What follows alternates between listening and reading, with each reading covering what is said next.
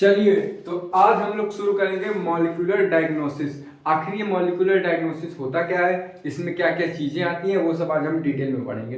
तो सबसे पहले मॉलिक्यूलर डायग्नोसिस पढ़ने से पहले हम इसकी हेडिंग को, जैसे कि हर क्लास में मैं हेडिंग का पोस्टमार्टम करता हूँ, तो इसकी हेडिंग का पोस्टमार्टम हम करेंगे। आज मेरी आवाज़ थोड़ी स्लो रहेगी क्योंकि थोड़ी तबीयत में दिक्कत है।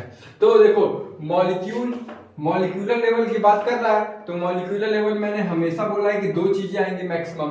दो चीज, वो कौन कौन सी चीजें आ सकती है? डीएनए या फिर तुम्हारा आ गया आरएनए। अब डायग्नोसिस मतलब क्या होता है? किसी चीज का ट्रीटमेंट करना है, अर्थात कि किसी चीज का डायग्नोस करना। जैसे कि तुम्हारे अंदर कोई बीमारी हो गई, तुम किसी डॉक्टर के पास गए, तो डॉक्टर क्या करेगा? तुम्हारी डायग्नोसिस करेगा, अर्थात कि वो जानेगा कि तुम्हारे अंदर डिजीज कौन सा है। तो डायग्नोसिस मतलब किसी चीज का डायग्नोस करना। और कहाँ पे डायग्नोस कर रहा है ये डायग्नोसिस तुम्हारा कहीं ना कहीं आरएनए और डीएनए में हो रहा है। तो यहाँ पे मॉलिक्यूलर डायग्नोसिस मतलब क्या होता है? ये एक तरीका होता है, इट इज अ मेथड, जिसमें हम क्या करते हैं? डायग्नोस करते हैं। किसको? अपने आरएनए को या फिर अपने डीएनए का हम लोग डायग्नोसिस करते हैं। और क्या पता लगाते हैं कि हमारे अंदर डिवीजन है, मतलब डिजीज है या नहीं है। इतनी बात समझ में आ गई।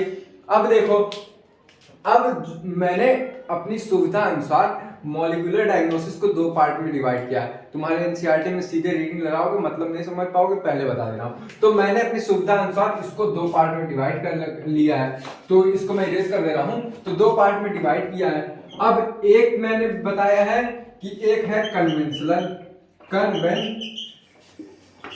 मेथड, और एक है तुम्हारा अर्लियर मेथड, या फिर अर्लियर डायग्नोसिस कर दो। तो अर्ली मेथड लिख दे रहा हूं, या फिर इसी को अर्ली डायग्नोसिस तुम लोग बोल सकते हो। डायग्नोसिस बोल दो इसको। अब देखो, यहां पे तुम ये समझो कि कन्वेंशनल मेथड क्या होता है। कन्वेंशनल मतलब बहुत पहले वाला मेथड होता है, ठीक है। तो इस कन्वेंशनल मेथड की डिसएडवांटेज सबसे क्या थी ना, कि ये किसी भी अर्लियर डिजीज को पता नहीं कर पा रहा था। अर्थात कि तुम्हारे अंदर जैसे कि कोई डिजीज आई, मतलब कि कोई पैथोजन क्या होता है? डिजीज कॉजिंग एजेंट होता है। कोई भी पैथोजन आया तुम्हारी बॉडी पे, ठीक है, मान लो ये तुम्हारी बॉडी है, उस पर कोई भी पैथोजन आया, और तब तुम्हारी जो कन्वेंशनल मेथड है वो क्या करेगा? आइडेंटिफाई नहीं कर पाएगा। क्यों नहीं आइडेंटिफाई करेगा? क्योंकि हमारा कन्वेंशनल मेथड सिर्फ हम किसमें ले सकते हैं? यूरिन में ले सकते हैं, या फिर सीमन में ले सकते हैं, और जैसे फ्लूइड सब्सटेंस हुआ वो में। और इसका डिसएडवांटेज ये रहता है ना, क्योंकि तुम्हारा जब कोई भी डिजीज रहती है ना, जो बहुत ज्यादा भविष्य में हमको प्रभाव कर सकती है, वो तुम्हारा सीरम या फिर तुम्हारा जो यूरिन में आती नहीं है। तो इसकी मदद से हम क्या करते हैं? आइडेंटिफाई नहीं कर पाएंगे कन्वेंशनल मेथड में। तो कन्वेंशनल मेथड का सबसे बड़ा डिसएडवांटेज ये है ना, कि ये तुम्हारा अर्लियर डिटेक्शन नहीं कर पाता किसी भी डिजीज का। तो यहाँ पे मैं लिख देता हूँ, क्या मैं ये लिख सकता हूँ कि मेजर, सबसे मुख्य डिसएडवांटेज जो है, इट इज नॉट एबल, अर्थात ये एबल नहीं है कि क्या ये करने में एबल नहीं है। It is not able to detect earlier disease. अब इसको जरा तुम लोग फिर समझ लेना कि जो कन्वेंशनल मेथड होता है, ये एक तरीके का मेथड होता है, अर्थात कि एक तरीके का प्रक्रिया होती है जिसमें हम अपने डिजीज का डायग्नोस करते हैं। लेकिन हम वैसी डिजीज का डायग्नोस नहीं कर पाते जो अर्लियर आ जाए। मतलब कि अगर तुम्हारे अंदर कोई पैथोजन आया, तो तुम अगर तब ये मेथड का अप्लाई करोगे, यानी कि अपने यूरिन या फिर सीरम, यहाँ पे लिख दे रहा हूं, और ये किस किस में होता है? डेट इज, मतलब किस किस में ये होता है? यूरिन में हो सकता है, तुम्हारा सीरम में हो सकता है। सीरम क्या होता है? जो तुम्हारी प्लाज्मिक फ्लूइड होती है और स्पर्म का जो कॉम्बिनेशन होता है, उसी को हम सीरम बोलते हैं, ईटीसी। तो ये तुम्हारा यूरिन और स्पर्म में प्रेजेंट रहता है। लेकिन याद रखना इसका डिसएडवांटेज, ये अर्लियर डिटेक्शन को नहीं पा सकता। इसको जरा हम लोग अच्छे से फील करके समझते हैं कि मान लो कोई पैथोजन तुम्हारी बॉडी में एंटर किया, तो पैथोजन को टाइम लगेगा। क्यों टाइम लगेगा? क्योंकि पैथोजन वायरस भी हो सकते हैं, बैक्टीरिया भी हो सकते हैं, या फिर तुम्हारे मतलब हेलमेंथीज भी हो सकते हैं। तो जैसे ही तुम्हारा बैक्टीरिया मान लो अपना वायरस मतलब डीएनए छोड़ा, तो डीएनए जैसे ही तुम्हारी बॉडी पे आएगा तो डीएनए क्या करेगा, तुम्हारा वायरस में कन्वर्ट होगा और वायरस तुम्हारा प्रोटीन में कन्वर्ट होगा। तो इसमें क्या रहेगा, तो उसको भाई जब तक वो रेप्लिकेट करेगा तो पूरी बॉडी में रेप्लिकेट करेगा, पूरे सेल को हमारे इन्फेक्शन करेगा। मतलब कि जैसे ही तुम्हारा पैथोजन आया तो उसको टाइम लगेगा ना पूरी बॉडी में डिजीज को, मतलब पैथोजन आया तो डिजीज मतलब जो सिम्टम्स उसके आ रहे हैं ना तुम्हारे अंदर, वो सिम्टम्स टाइम पे आएंगे ना। मतलब कि जब तक तुम्हारा पूरा बॉडी इन्फेक्ट नहीं हो जाएगा तब तक वो सिम्टम नहीं आ पाएगा। और ये कन्वेंशनल मेथड का वही डिसएडवांटेज है कि पैथोजन तुम्हारी बॉडी में आया और तुमको डिजीज भी करवा दिया, और जब सिम्टम आएगा तब ये तुम्हारा डायग्नोस कर पाएगा, अर्थात कि तब ये तुम्हारा बता पाएगा कि तुम्हारे अंदर कोई पैथोजन आया है। तो लेकिन जब तक ये कन्वेंशनल मेथड तुमको बताएगा कि तुम्हारे अंदर कोई पैथोजन आया है और तुम्हारे शरीर को इन्फेक्ट कर दिया, तब तक बहुत देर हो चुकी रहेगी, अल्टीमेटली तुम डेथ कर जाओगे। तो इतनी बात समझ में आ गई। कन्वेंशनल मेथड में क्या होता है, कन्वेंशनल मेथड एक ऐसा तरीका है जिसमें हम क्या करते हैं, अपनी डिजीज का आइडेंटिफाई करते हैं, और कौन सी डिजीज का, जो काफी इन्फेक्ट कर चुकी है बॉडी पे और उस बॉडी जो हमारी बॉडी है वो अपना सिम्टम दिखा रही हो, तब हम इसको कन्वेंशनल मेथड का यूज करते हैं। तो हम लोग कन्वेंशनल मेथड में किसका यूज करते हैं डिजीज आइडेंटिफाई करने के लिए, यूरिन का या फिर सीरम का। सीरम क्या होता है, जो तुम्हारा सेमाइनल प्लाज्मिड होता है प्लस स्पर्म होता है, उसी के मिक्सचर को हम लोग सीरम बोल देते हैं। अब देखो, अर्लियर मेथड डायग्नोसिस, नाम से क्लियर है, अर्लियर मेथड बोल दो या अर्लियर डायग्नोसिस बोल दो, ऐसा डायग्नोस करने का तरीका या फिर ऐसा तरीका जिससे हम पहले ही, जैसे ही पैथोजन आया तुम्हारी बॉडी में इंटर किया, तभी हम पता पा जाएंगे कि कौन सा तुम्हारे अंदर डिजीज आया है। समझ गए ना मेरे भाई। इसमें हम लोग अगर तुम्हारे में आया पैथोजन तो हम लोग पता नहीं पा पाएंगे, क्योंकि हम इसका में क्या यूज करते हैं, इसमें यूरिन सिर्फ यूज करेंगे या फिर हम लोग इसमें यूरिन यूज करेंगे या फिर सीरम यूज करेंगे। लेकिन इसमें हम लोग क्या यूज करेंगे भाई, अपना डीएनए या फिर आरएनए। अब इसमें कैसे हम डीएनए और आरएनए का यूज करेंगे, कैसे हम आइडेंटिफाई करेंगे, तो वो हम जरा समझते हैं। तो ये मैंने सुविधा अनुसार जो अर्ली मेथड होता है या फिर अर्ली डायग्नोसिस कह दो, इसको मैंने दो भाग में डिवाइड किया। कौन कौन सा भाग है, पहला भाग है हमारा पीसीआर, फुल फॉर्म अभी मत जानो, बस नाम सुन लो पीसीआर, और दूसरा है हमारा एलाइजा। अब ये पीसीआर क्या होता है, एलाइजा क्या होता है, इतना स्क्रीनशॉट ले लो, फिर ये वाला जो है मैं सेंटर में करूंगा और इसको डीप में समझाऊंगा। इतना स्क्रीनशॉट ले ली खट्टे से। चलो मेरे भाई, अब हम अर्लियर मेथड को अपनी सुविधा अनुसार हमने दो भागों में डिवाइड कर दिया, ठीक है। अब वो दो भाग में जो डिवाइड किया, पीसीआर और एलाइजा टेस्ट। एलाइजा जिसने अपने स्कूल में पढ़ा होगा ह्यूमन डिजीज एंड वेलफेयर, उसको एलाइजा मतलब पता होगा, और ये भी पता होगा कि एलाइजा जो है हमारी एचआईवी को टेस्ट करने के लिए यूज होता है। इतनी बात समझ में आ गई। ये तो अभी अब समझाएगा हूँ, ये तो बस बता रहा हूँ तुमको जीके के लिए, मतलब जनरल नॉलेज। तो हमारा जो कौन सा अर्लियर मेथड है या फिर अर्लियर डिटेक्शन बोल दो या फिर अर्लियर डायग्नोसिस बोल दो, अर्लियर डायग्नोसिस या अर्लियर मेथड हमने क्या कितने भागों में डिवाइड किया, दो भागों में। पहला कौन सा था मेरे भाई, पहला तुम्हारा था क्या था, पीसीआर। पीसीआर का फुल फॉर्म क्या होता है, polymerase, polymerase chain CHAIN reaction. यहाँ पे रिएक्शन में ऐसे लिख दे रहा हूं। और एलाइजा, एलाइजा मतलब क्या होता है, इंजाइम, इंजाइम लिंक्ड इम्यूनो सेविडेंट। और ये मतलब क्या होता है मेरे भाई, मैं भी देख लूं, कहां गया, फुल फॉर्म में नहीं दिखाया गया भाई। हाँ, ऐसे गधा हो गया हूं मैं। तो इतना तुम लोग को समझ में आ गया इसका फुल फॉर्म क्या है। मैं फिर से एक बार पढ़ दे रहा हूं। एलाइजा का फुल फॉर्म जो है तुम्हारा है, कहां गया भाई, हाँ, human enzyme linked immuno sorbent. Immuno sorbent है, SORBINT, सॉर्बेंट ऐसे। अब देखो जरा पीसीआर का हम लोग थोड़ा डिटेल में स्टडी करते हैं कि पीसीआर क्या होता है। जैसा कि मैंने बायोटेक्नोलॉजी में डिटेल में इसको बताया था कि जो तुम्हारा पीसीआर होता है इसमें 3 स्टेप होता है। मान लो पहला ही मैं फिगर से बताने जा रहा हूं, ठीक है। तो ये तुम्हारा हमने क्या लिया, डीएनए लिया। अब इस डीएनए को हम तोड़ेंगे, तो पहला स्टेप हमारा क्या था, डीनेचर करेंगे, ठीक है। डीनेचर करेंगे। डीनेचर काहे करेंगे? ताकि हमारा जो इसके बीच हाइड्रोजन बॉन्डिंग है वो क्या हो सके, टूट सके। समझ में आया मेरे भाई? फिर अब दूसरे स्टेप में हम क्या करेंगे? दूसरे स्टेप में हम करेंगे जो है प्राइमेज का एडिशन कराएंगे। अब इसको एलिनेशन भी बोलते हैं, बुक में लिखा होगा, लेकिन हम प्राइमेज का एडिशन कराएंगे। अब तुम्हारा जो प्राइमेज होगा, दूसरा स्टेप है जो आएगा यहाँ पे अटैच हो जाएगा। ये तुम्हारा मान लो 5 प्राइम है, 3 प्राइम है, और ये 3 प्राइम है और 5 प्राइम है, तो ये यहाँ पे कहाँ अटैच होगा? ये यहाँ पे अटैच होगा मान लो। तो यहाँ पे तुम्हारा हो जाएगा 3 प्राइम 5 प्राइम, और यहाँ पे तुम्हारा अटैच होगा ये 5 प्राइम 3 प्राइम। अब यहाँ पे पोलैरिटी इसकी हो जाएगी, और ये अल्टीमेटली क्या करेगा? रेप्लिकेट करके 2 पार्ट में डिवाइड हो जाएगा। और दूसरा तो हो गया प्राइमेज, पहला हो गया डीनेचर, और तीसरा क्या था? तीसरे में क्या था ना मेरे भाई, याद करो कि जब तुम्हारा प्राइमेज आया तो इसमें जो न्यूक्लियोटाइड ऐड करने वाला कम्मा कौन करवा रहा था? Tag polymerase. क्यों टैग पॉलीमरेज? क्योंकि हमने जो इसको डीनेचर्ड किया था उसमें हमने काफी ज्यादा टेम्परेचर लिया था, तो हमारे नॉर्मल पॉलीमरेज की बस की बात नहीं थी कि वो इतना टेम्परेचर झेल सके, क्योंकि इंजाइम होता है, इंजाइम को वर्क करने के लिए एक प्रॉपर टेम्परेचर चाहिए। अब जब वो प्रॉपर टेम्परेचर नहीं मिलेगा तो वो इंजाइम नहीं वर्क कर पाएगा प्रॉपरली। तभी यहाँ पे हमने क्या लिया? तीसरे में लिया इलॉन्गेशन, अर्थात की चेन का इलॉन्गेशन करवाया, लंबा करवाया।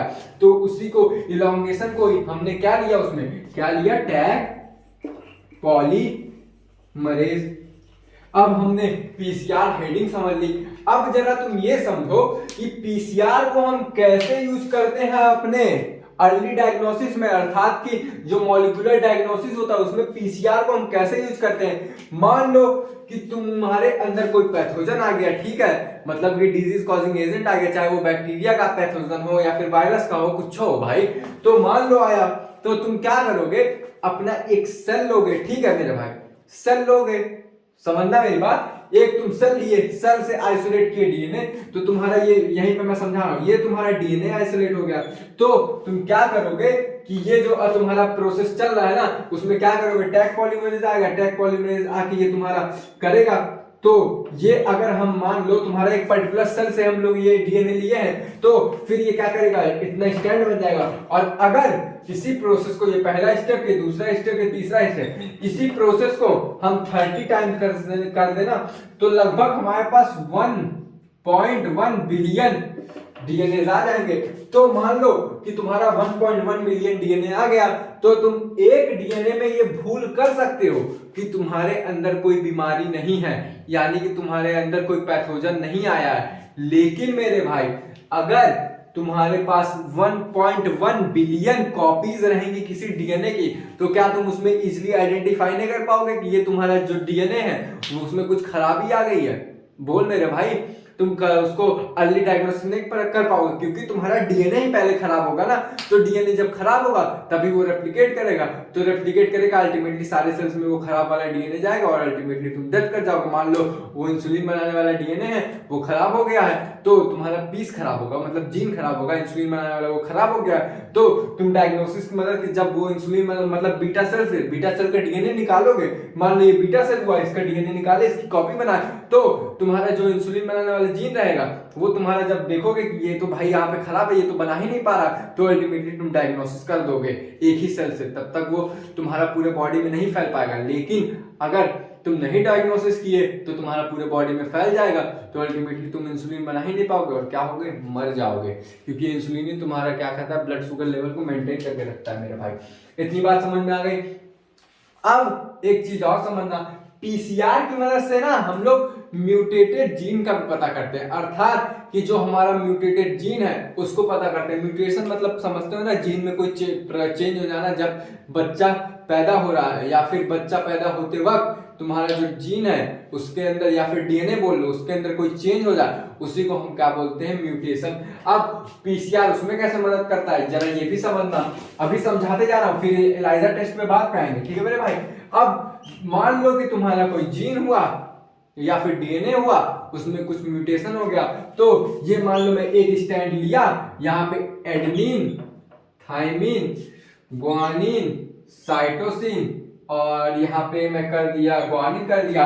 तो हम लोग क्या करेंगे ना कि जैसे कि हमने एक मेम्ब्रेन ली, ठीक है, उस मेम्ब्रेन पे हमने तुम्हारा, मान लो तुमको डाउट हो रहा है कि ये हमारे अंदर कोई पैथोजन आ गया है। मान लो हमने क्या किया, इंसुलिन बनाने वाला सेल निकाल लिया और हमको पता है कि उस पे ये कोडिंग है, तो हम जब ये कोडिंग रखेंगे तो अगर हमको पता करना है कि यहाँ पे म्यूटेशन हुआ है कि नहीं, अर्थात कि यहाँ पे जैसे जेनेटिक डिजीज होती है या फिर जेनेटिक डिसऑर्डर होता है, मैक्सिमम केसेस में देखा गया है। इंसुलिन बनाने वाला केस छोड़ दोगे, तुमको आसान भाषा में समझाता हूँ। मान लो पीसीआर में हम म्यूटेशन का पता करते हैं, ठीक है, म्यूटेशन का भी पता कर सकते हैं, और या फिर म्यूटेशन का ही मतलब होता है तुम्हारा जेनेटिक डिसऑर्डर। जब तक जेनेटिक डिसऑर्डर होगा तभी तो म्यूटेशन होगा, क्योंकि जैसे ही म्यूटेशन होगा तभी तो तुम्हारा जेनेटिक डिसऑर्डर होगा। तो जेनेटिक डिसऑर्डर मतलब अलग हो जाता है, लेकिन तुम समझ लो म्यूटेशन मतलब जब तुम पैदा हो रहे हो तुम्हारे जीन के अंदर कुछ ऐसा चेंज आ गया है, कुछ ऐसा म्यूटेशन आ गया है कि माँ बाप से वो अलग है। और जेनेटिक डिसऑर्डर मतलब तुम्हारे माँ बाप से मिल रहा हो, लगभग दोनों एक ही है, लेकिन ये माँ बाप से मिलता है, ये तुम्हारे जीन माँ बाप में नहीं रहता, म्यूटेट कर देता है कुछ जीन। तो तुम्हारे जेनेटिक डिसऑर्डर से तो पीसीआर का मतलब समझ गए ना मेरे भाई। जैसे कि तुम्हारा मान लो कोई जेनेटिक डिसऑर्डर हुआ है तो तुम्हारे माँ बाप में है, वही तुम्हारे बच्चे में आए कि नहीं, उसको पता करने के लिए वो वाला सेल तुम ले लोगे, तुम पॉलीमरेज चेन रिएक्शन कर दोगे। जब पॉलीमरेज चेन रिएक्शन कर दोगे उसकी खटाखट और भी बन जाएगी और तुमको पता चल जाएगा कि माँ बाप में नहीं आए। अब अगर मान लो कि तुम्हारे माँ बाप में नहीं है और तब तुमको पता करना है कि हमारे अंदर कोई जेनेटिक डिसऑर्डर है कि नहीं, तो वो क्या कहलाएगा, म्यूटेशन कराएगा। क्योंकि म्यूटेशन में क्या होता है, तुम्हारा कुछ माँ बाप में वो डिजीज नहीं रहती लेकिन बच्चे में आ जाती है। क्यों आ जाती है, क्योंकि म्यूटेशन होता है। तब हम उसको कैसे पता चले करेगा, मान लो कि हमने तुम्हारा कोई सेल निकाल लिया जिसमें तुम्हारा म्यूटेशन हुआ या फिर नहीं हुआ, तो ये तो तुम्हारी नॉर्मल सेल का डीएनए हो गया, और इसको क्या करेंगे, हम एक मेम्ब्रेन पे ले लेंगे, मेम्ब्रेन ले लो या फिर जेल ले लो, उस पे ले लेंगे। अब हम क्या करेंगे ना कि इसका कॉम्प्लीमेंट्री बनाओ जरा। इसका कॉम्प्लीमेंट्री क्या बनेगा, तुम खुद बनाओ। ए का कॉम्प्लीमेंट्री टी, टी का कॉम्प्लीमेंट्री ए, जी का कॉम्प्लीमेंट्री सी, क्योंकि डीएनए है भाई मेरे, तो सी का कॉम्प्लीमेंट्री जी और जी का कॉम्प्लीमेंट्री सी होगा, तो ये तो इसका कॉम्प्लीमेंट्री होगा। हम क्या करेंगे ना, आर्टिफिशियली हम एक डीएनए या फिर आरएनए को आइसोलेट करेंगे। यहाँ पे डबल स्ट्रैंड ले लो या फिर सिंगल स्ट्रैंड ले लो, सिंगल स्ट्रैंड मैक्सिमम केसेस में लिया जाता है। तो तुम्हारे ये सेल में ये बनाने ये डीएनए है और इसका कॉम्प्लीमेंट्री डीएनए, मतलब कि इसका कॉम्प्लीमेंट्री स्ट्रैंड, एक स्ट्रैंड हमने आइसोलेट किया कहां से, सेल से, और जो दूसरा स्ट्रैंड है वो हमने क्या किया, बनाया उसका, यानी कि ये हमने कॉम्प्लीमेंट्री डीएनए जो है सिंगल स्ट्रैंड वाला कॉम्प्लीमेंट्री सिंगल स्ट्रैंडेड जो डीएनए हमने बनाया। तो क्या करेंगे हम ना कि ये जो डीएनए होगा इसी को हमने नाम दे दिया प्रोब। अब ये प्रोब क्या होता है जरा अच्छे से समझना। प्रोब वो होता है ना कि हमने रेडियो एक्टिव कॉम्प्लीमेंट्री डीएनए या फिर आरएनए जो होता है उसी को हम प्रोब कहते हैं। इसको प्यार से हमने प्रोब बोल दिया, मतलब कि प्रोब तुम्हारा वो होता है जिसमें हम क्या करते हैं, रेडियो एक्टिव डीएनए या फिर आरएनए बनाते हैं, और वो क्या होता है, कॉम्प्लीमेंट्री होता है और सिंगल स्टैंडर्ड होता है। इतना बात समझ में आया। तो जैसे कि मान लो ये तो तुम्हारा नॉर्मल है, तो इसका हम लोग कॉम्प्लीमेंट्री बना देंगे। जैसे हमको ह्यूमन जीनोम प्रोजेक्ट की मदद से पता चल गया ना कि कौन सा जीन कहाँ पे है, कौन सा न्यूक्लियोटाइड कहाँ पे अटैच है, लगभग 99% सेम होता है। तो हमको पता चल गया कि ये जो तुम्हारा है, मान लो ये इंसुलिन बनाने वाला जीन है, तो ये जीन पे कोडिंग ये रहती है, किसकी वजह से पता चल रहा, ह्यूमन जीनोम प्रोजेक्ट की वजह से। तो इसका कॉम्प्लीमेंट्री ये होगा। लेकिन अगर इंसुलिन बनाने वाले जीन में मान लो कि यहाँ सी की जगह जी की जगह ए आ गया म्यूटेशन करके, तो इसका कॉम्प्लीमेंट्री तो हमने ये बना के रखा है, क्योंकि हमें ह्यूमन जीनोम प्रोजेक्ट से पता है कि इसका होगा क्या, ए टी जी सी जी होगा, और इसका कॉम्प्लीमेंट्री हमने ये बनाया। लेकिन जैसे यहाँ इंसुलिन बनाने वाले जीन में म्यूटेशन हुआ सिंगल स्टैंडर्ड में, तो क्या होगा, ये कॉम्प्लीमेंट्री डीएनए जो हमने मेम्ब्रेन पे रखा, जब उस पर डालेंगे तो ये अटैच नहीं होगा। अटैच कैसे होता है, हाइड्रोजन बॉन्डिंग की वजह से, कॉमन सेंस पे, तो अटैच नहीं होगा, अर्थात कि हमको पता चल जाएगा कि ये जो तुम्हारा जीन है उसमें म्यूटेशन हो गया है। इतनी बात समझ में आ गई। इसका स्क्रीनशॉट ले लो। हाँ। अब हम एलाइजा टेस्ट पे आ जाते हैं मेरे भाई। एलाइजा टेस्ट जानना बहुत जरूरी है। एलाइजा मतलब मैंने फुल फॉर्म में कुछ गड़बड़ी कर दी थी भाई, मेरे को याद नहीं था, और सच बताऊं ना मैं आज पढ़ नहीं पाया, लेकिन गलत नहीं पढ़ा रहा हूँ, लेकिन आज मैं थोड़ा पढ़ नहीं पाया तभी फुल फॉर्म नहीं याद है। फुल फॉर्म रखने वाला था मैं यार, फुल फॉर्म थोड़ी ना याद रहता है। अब हम एलाइजा पे थोड़ा डीप स्टडी इसमें भी करते हैं, क्योंकि ये आगे भी काम करेगा। ई क्योंकि आज मेरे दीदी के लड़के का बर्थडे था तो वही हम लोग सेलिब्रेट कर रहे थे। ELISA, और मैं चाहता नहीं था कि क्लास छूटे। ठीक है, तो एलाइजा क्या होता है इसका फुल फॉर्म मैं एक बार देख लेता हूँ वरना फिर गलत लिख दूंगा। वैसे वो वाला सही लिखा था, ई फॉर इंजाइम, अर्थात कि यहाँ पे जो एलाइजा टेस्ट है उसमें इंजाइम यूज हो रहा है, इतनी बात समझ में आ गई। और एल फॉर क्या होता है, लिंक्ड होता है, किसी चीज को जोड़े रखना। आई फॉर क्या होता है, इम्यूनो होता है, अर्थात ये इम्यून सिस्टम से रिलेटेड है तो एंटीबॉडी जरूर बनाएगा। सुनते जाना जो मैं बोल रहा हूँ। ये क्या होता है, सॉर्बेंट होता है, ये सॉर्बेंट क्या होता है, और इससे क्या होता है, ये फर्जी चीजें हैं, ये बस फुल फॉर्म को बड़ा करने के लिए हो गया है। तो हाँ, अब एलाइजा टेस्ट क्या होता है, एलाइजा टेस्ट में हम क्या करते हैं ना, मान लो कि तुम्हारे पास कोई पैथोजन आया और डिजीज कॉज कर दिया, कॉज नहीं किया, क्योंकि ये जो एलाइजा टेस्ट होता है इसमें अर्लियर डिटेक्शन हम कर लेते हैं। तो जैसे ही तुम्हारी बॉडी में कोई आया पैथोजन तो क्या उसके अगेंस्ट हमारा एंटीबॉडी बनता है, तो उसी को हम इम्यूनो बोल सकते हैं। तो हमारा क्या होगा, ये एंटीबॉडी बन जाएगा। तो जैसे ही एंटीबॉडी बनेगा तो एलाइजा टेस्ट में हम क्या देखते हैं कि जो एंटीबॉडी एंड एंटीजन इंट्रैक्शन, अर्थात कि यहाँ पे हम देखते हैं कि एंटीबॉडी और एंटीजन आपस में जब इंटरेक्ट करते हैं वही हमारा एलाइजा टेस्ट को शो करता है। अब कैसे, ये भी सवाल बनता है ना मेरे भाई, कैसे। मान लो कि ये तुम्हारी एक हुआ, हमने लैब में लिया, मेम्ब्रेन लिया, या फिर मान लो कि ये तुम्हारा स्किन हो गया। ठीक है, ये तुम्हारा स्किन हो गया। ठीक है, अब इस स्किन के अंदर तुम्हारा मान लो ये तुम्हारा एक पैथोजन गया। ठीक है, ये तुम्हारा एक पैथोजन है, तो ये जैसे ही डिजीज कॉज करवाने की कोशिश करेगा तो इसके अगेंस्ट हमारी WBC क्या करेगी, एंटीबॉडी बनाने की कोशिश करेगी। और वो एंटीबॉडी तुम्हारी जब बनेगी तो यहाँ पे क्या होगा, इंट्रैक्शन होगा। देख रहे हो ना, ये तुम्हारी एंटीबॉडी हुआ और ये तुम्हारी एंटीजन हुआ। और एक चीज तुमको और बता रहा हूं कि एंटीबॉडी तभी बनेगी जब तुम्हारा एंटीजन आएगा, अर्थात कि जब तक तुम्हारा पैथोजन तुम्हारे ऊपर अटैक नहीं करेगा तब तक तुम्हारी एंटीबॉडी कभी नहीं बन सकती। या फिर तुम वो केस ले लो कि जैसे लेबोरेटरी में हम लोग चेक कर रहे हैं तो हम अपना ब्लड लेंगे। ठीक है, ब्लड में मान लो हमने ये सोचा कि ब्लड में तुम्हारा एंटीजन आया अर्थात कि पैथोजन आया है, तो हम क्या करेंगे कि ये तुम्हारा हम लोग ब्लड लिए, ब्लड का तुम्हारा एंटीजन लिया और उस पर हमको मान लो किसी डाउट है कि ये तुम्हारा HIV वाला है, तो हम HIV से रिलेटेड तुम्हारा उस पर एंटीबॉडी डालेंगे। और जैसे ही एंटीबॉडी डालेंगे वहां पे हम तगड़ा इंटरेक्शन देखेंगे। और इसका अपोजिट तुम लोग ले लो, मान लो कि तुम्हारा ब्लड हुआ, ब्लड में तुम्हारी एंटीबॉडी बनी है, और एंटीबॉडी तभी बनेगी जब तुम्हारे पैथोजन एक्ट करेंगे। तो जैसे ही हम वहां पे HIV वाला वायरस डालेंगे तो हम वहां पे क्या देखेंगे, एक मैसिव इंटरेक्शन देखेंगे, किसके बीच, एंटीजन और एंटीबॉडी में। तो इतना समझ में आ गया। तो और एंटीजन या एंटीबॉडी कहाँ पे बनती है मेरे भाई, ब्लड के अंदर में बनती है ना, क्योंकि हम तुम्हारा एलाइजा टेस्ट में क्या करेंगे ना, जो तुम्हारा ब्लड के अंदर सिंथेसाइज एंटीबॉडी है उसी को निकालेंगे और उसी में हम लोग क्या करेंगे, एंजाइम में डालेंगे। जैसे कि यहाँ पे तुम्हारा हमने मेम्ब्रेन लिया, ये लेबोरेटरी का मेम्ब्रेन है। ठीक है, इस मेम्ब्रेन में हमने देखा कि एंटीजन हमने लिया, एंटीजन पे हमने जब एंटीबॉडी डाली तो वहां पे हमने क्या देखा, इन लोग के बीच इंटरेक्शन देखने लगा।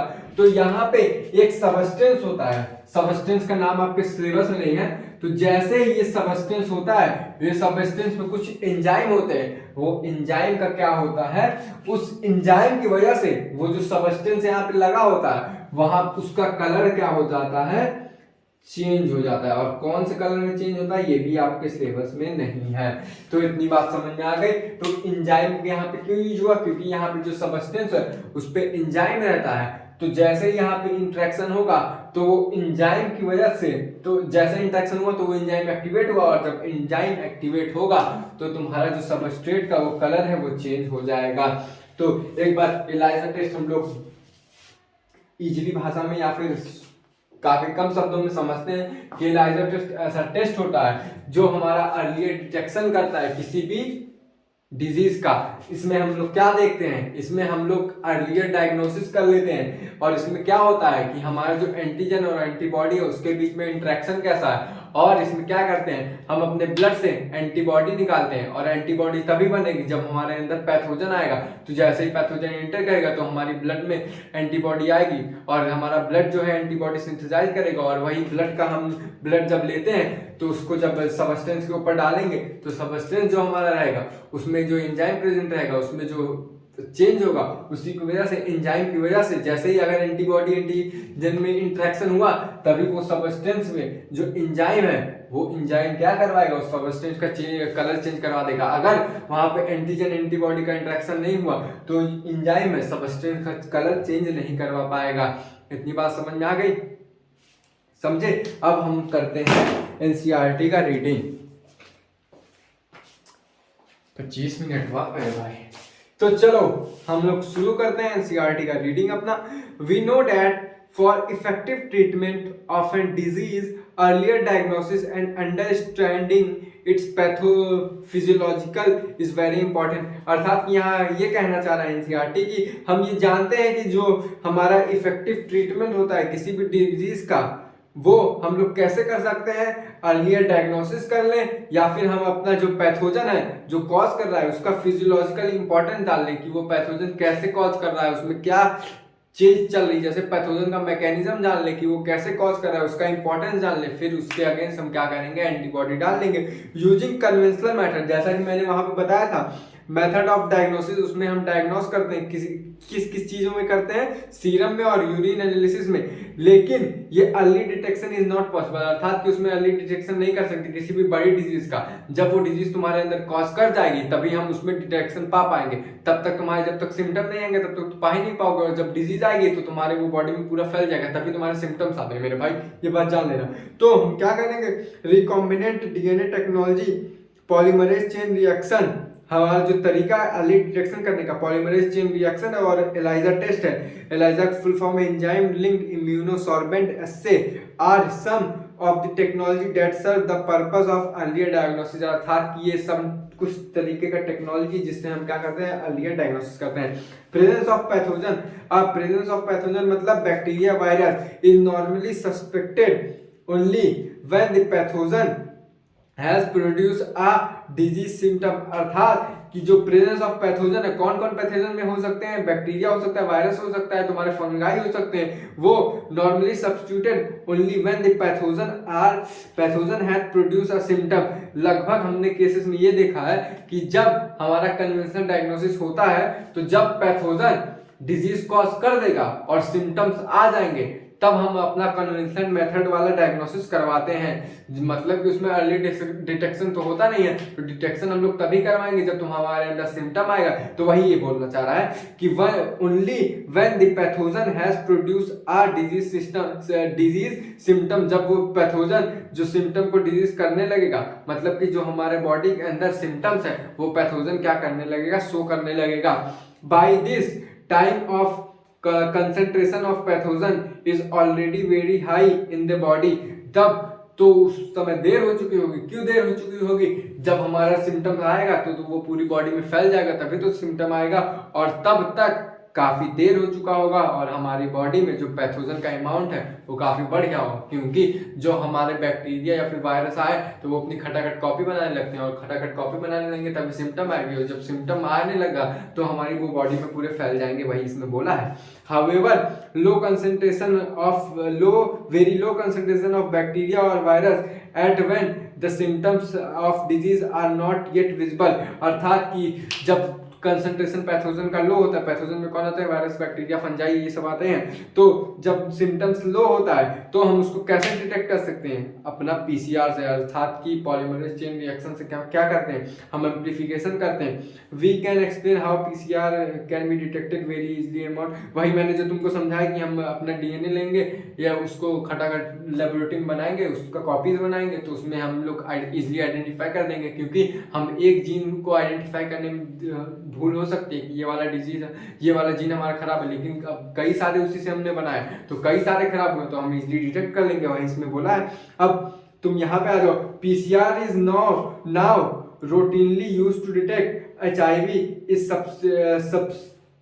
सस्पेक्टेड एड्स पेशेंट, अर्थात कि जब हमारे अंदर कोई HIV हो जाएगा तो HIV वाला हम जीन निकालेंगे जिसमें HIV हुआ है, हम लोग सेल लेंगे और उस सेल को इतना वो क्या करेंगे, उसकी कॉपीज बनाएंगे, तो उसमें हम देख लेंगे अगर ये HIV रहेगा तो हमारा वो सेल जो है इन्फेक्टेड हो जाएगा। तो हम कई सारा जब सेल इन्फेक्टेड हो गया, हमने जो कॉपीज बनाई तो हम इजिली डिटेक्ट कर लेंगे।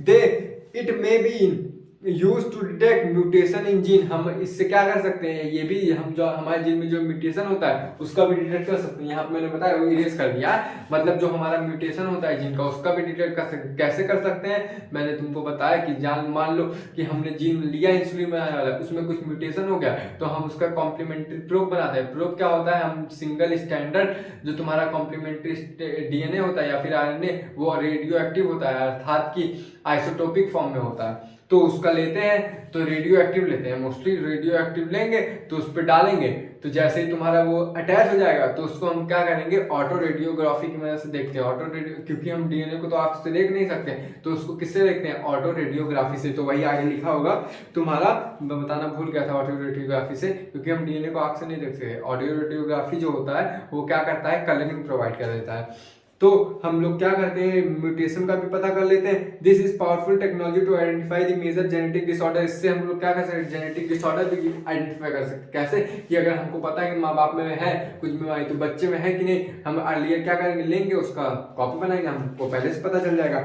अ सिंगल स्टैंडर्ड DNA और RNA tag with radioactive, मैंने बताया कि रेडियो एक्टिव DNA RNA लेंगे मॉलिक्यूलर, उसी को क्या बोलते हैं, हम प्रोब बोलते हैं। That allow to hybrid its complementary DNA in a clone of cell followed by the detection using radio auto radiography, अर्थात कि जो हमारा क्या रहेगा, डबल सिंगल स्टैंडर्ड जो है तुम्हारा DNA RNA रहेगा वो रेडियो एक्टिव रहेगा, उसी को हम प्रोब कहते हैं, जो कि कॉम्प्लीमेंट्री रहेगा। जैसे ही हमारे जीन में म्यूटेशन हुआ, जब हम उसको छोड़ेंगे उसके ऊपर मेम्ब्रेन के ऊपर तो हमारा अटैच नहीं होगा, इससे हमको पता चल जाएगा कि तुम्हारा हमारा जीन जो है म्यूटेटेड है, और उसको हम किसकी मदद से देख सकते हैं या फिर डिटेक्ट कर सकते हैं, ऑटो रेडियोग्राफी से। क्योंकि ऑटो रेडियोग्राफी जब तक नहीं करेंगे तब तक हमको विजिबल ही नहीं होगा, तो हम पता कैसे पाएंगे मेरे भाई, क्योंकि DNA हम अपनी नंगी आंखों से यानी कि नेकेड आई से नहीं देख सकते हैं।